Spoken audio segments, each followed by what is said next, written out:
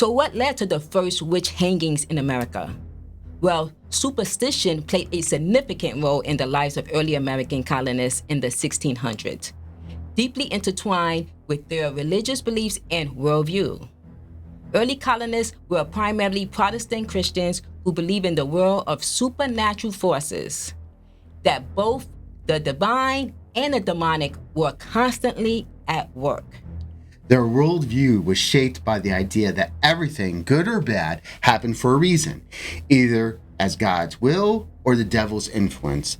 Many superstitions were brought from Europe, while others developed in response to the challenges of the New World. This included witchcraft. In fact, the period of the European witch trials with the most active phase and saw the largest number of fatalities seems to have occurred between 1560 and 1630. So with the superstitions of being brought over into the New World, where things were still being explored, one could see how a witch hysteria was only a matter of time. When you think of the witch trials in America, you think of Salem, Massachusetts. However, the first witch trial did not take place in Massachusetts at all.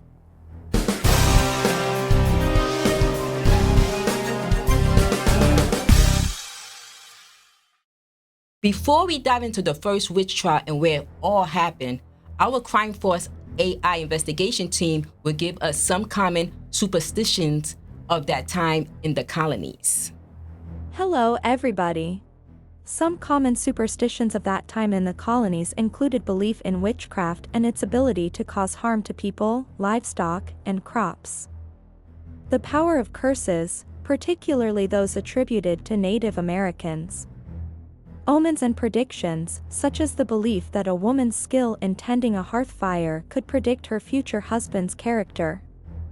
And astrological and alchemical practices, which were sometimes seen as ways to unlock biblical secrets.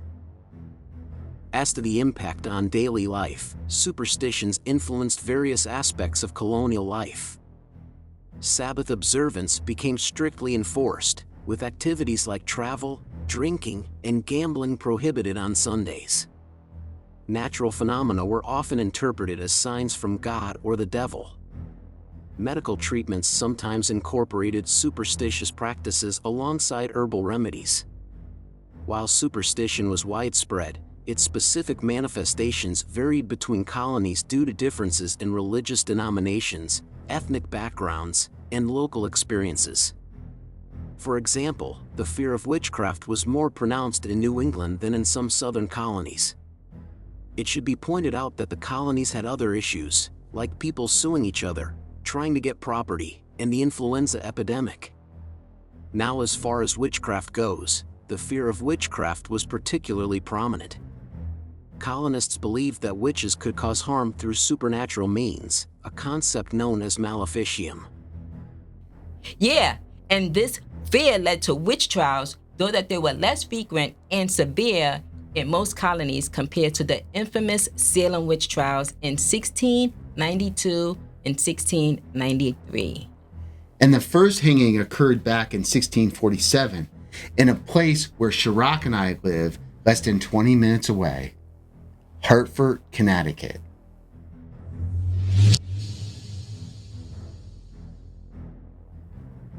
The first witch trial hanging involved a woman named Alice Young. Take it away, Crime Force. Thanks, Chirac.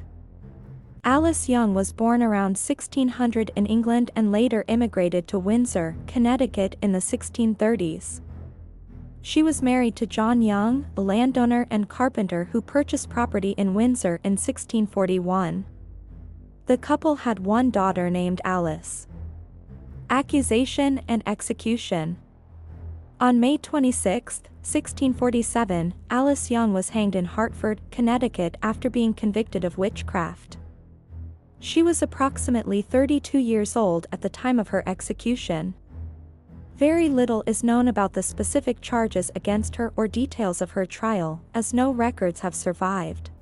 So what could have been some motives? Now, as far as possible motives go, several theories exist about why Alice Young may have been accused. Number 1, inheritance issues. As a woman without sons, Alice stood to inherit her husband's estate if he died before her. This may have motivated accusations from those who wanted to prevent her from inheriting. Number 2. Epidemic scapegoat. An influenza epidemic swept through Windsor in early 1647, dramatically increasing the death rate.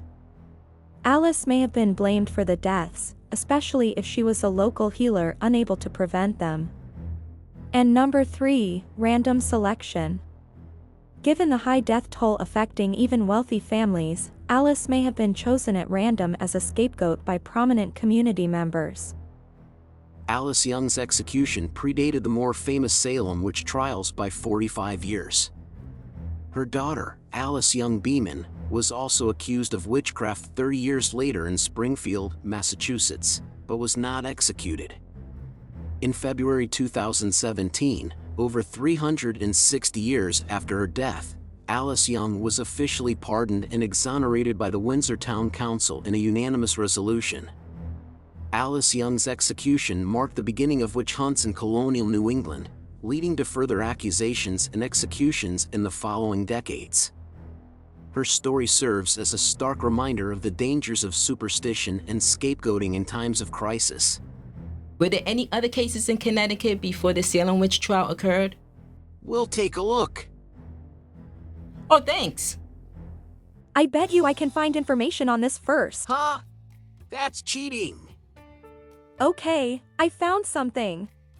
What did you find? Okay, I found the trial of Mary Johnson.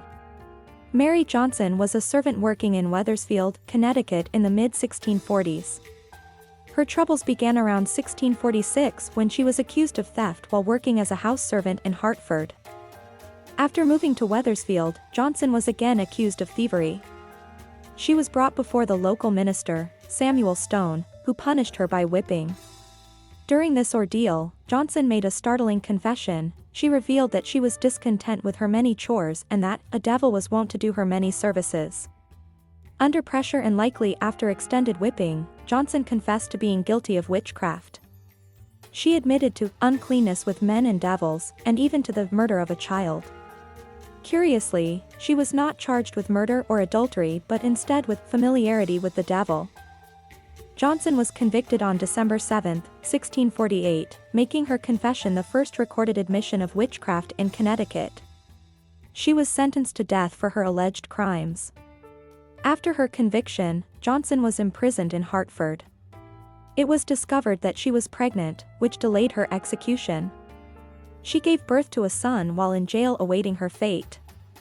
Mary Johnson was hanged in June 1650, becoming one of the earliest victims of the Connecticut witch trials. Johnson's son was given to the prison keeper, Nathaniel Rousseau, who was paid £15 to care for and educate the boy. When he was old enough, the child served as an indentured servant for Rousseau until he turned 21. That was interesting. Very nice job, Owens. Thank you. I found another case. This one is about Katherine Harrison. Katherine Harrison's witch trial in Connecticut was a significant event that marked a turning point in the colony's approach to witchcraft accusations. Here's the story of her trial. Katherine Harrison was a widow living in Wethersfield, Connecticut in the mid-17th century. She had risen from being a servant to inheriting a substantial estate worth nearly £1,000 after her husband's death. This rapid ascension to wealth, combined with her unconventional nature and difficult relationships with neighbors, made her a target for suspicion. In 1668, Harrison was accused of witchcraft by her neighbors. The accusations against her included fortune-telling, practicing maleficium, which is harmful magic, taking the form of a ghost, spinning an unusually large quantity of fine linen yarn, and practicing medicine, with some former patients suspecting her of using her knowledge for harm rather than healing. Over 30 witnesses testified against Harrison during her trial, which lasted for 2 years. The evidence presented was largely based on suspicions and superstitions common in that era. In May 1669, Katherine Harrison was found guilty of witchcraft and sentenced to death.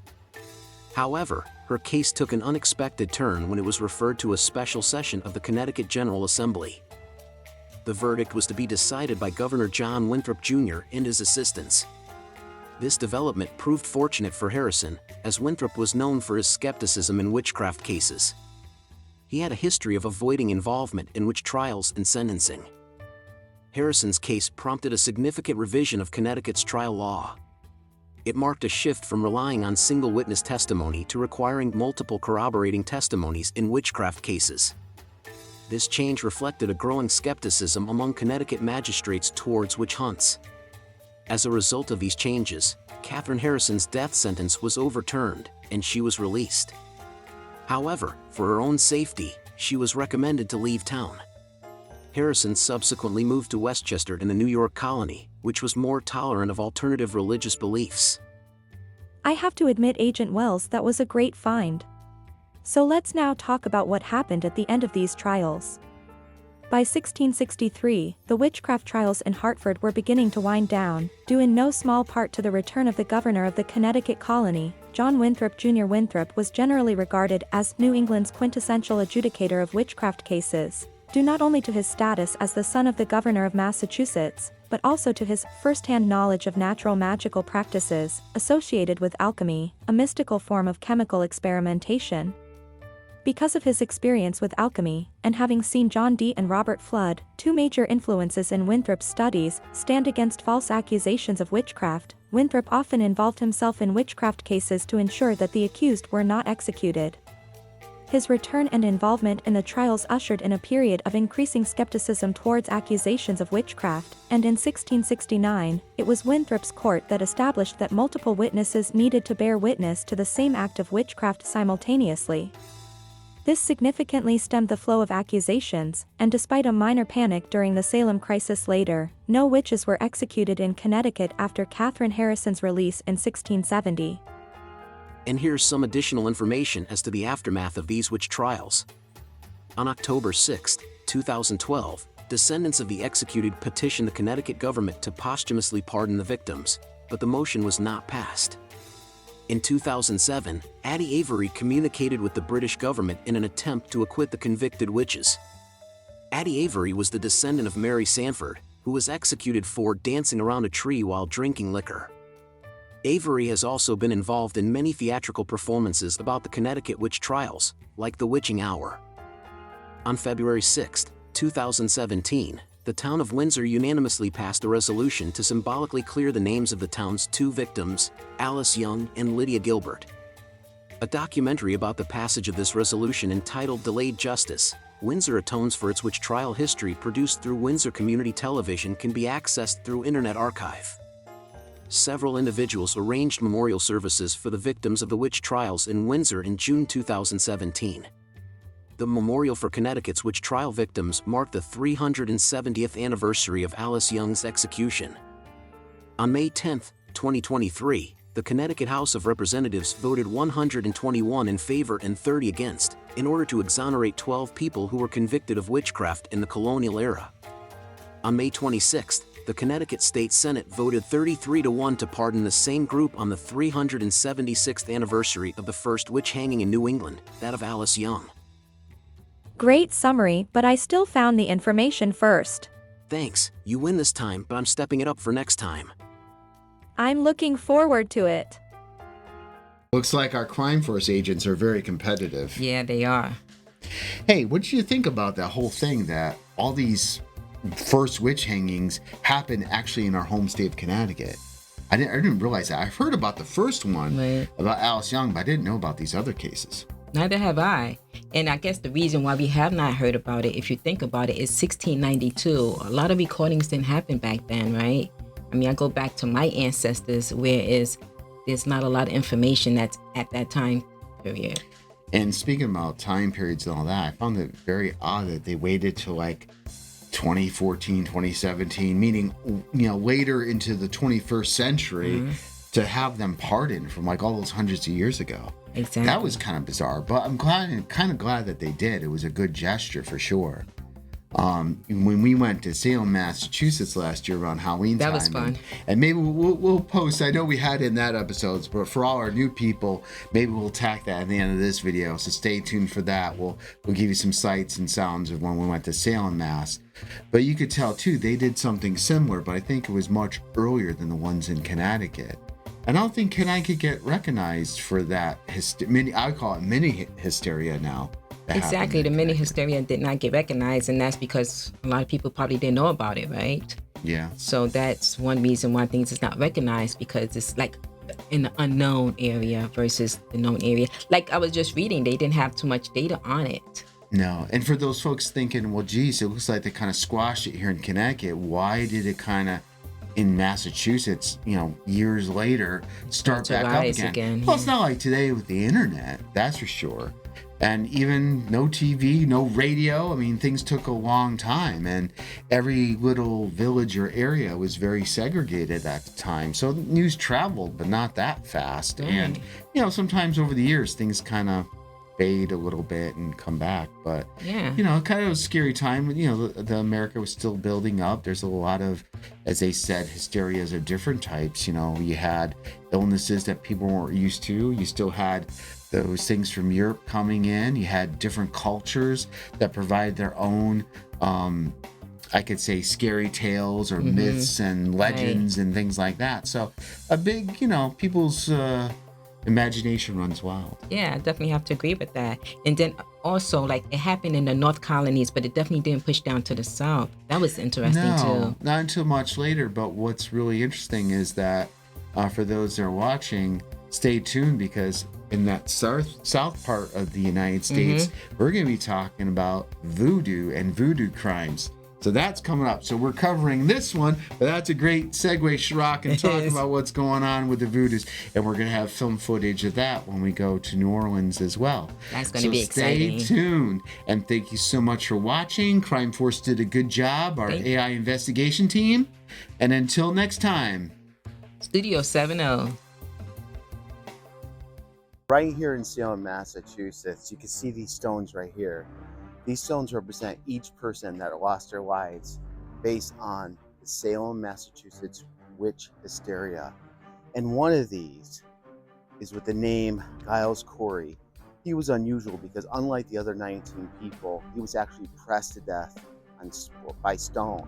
And he would just say, more weight, more weight. He refused to give in, to say that he was possessed or was a witch.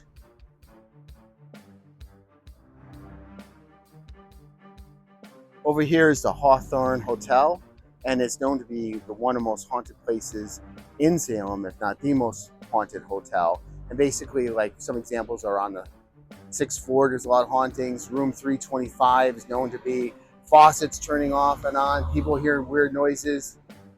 We're not staying there tonight, but just to let you know, if you ever want to get some creepy stuff, there's a place to be. We are getting ready to go into the Salem Witch Museum. I'm thinking it's going to be awesome. We'll let you know how it goes. We got our tickets to go into the Salem Witch Museum. I don't know what to expect once I get in here.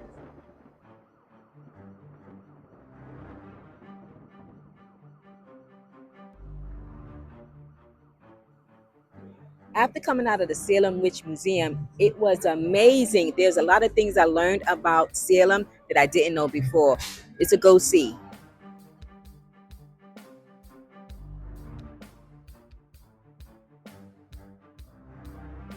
Hey, it's not really true crime, but we're here on Vintage Day, and look at these beautiful antique cars. Awesome. Oh, that just scared me right there.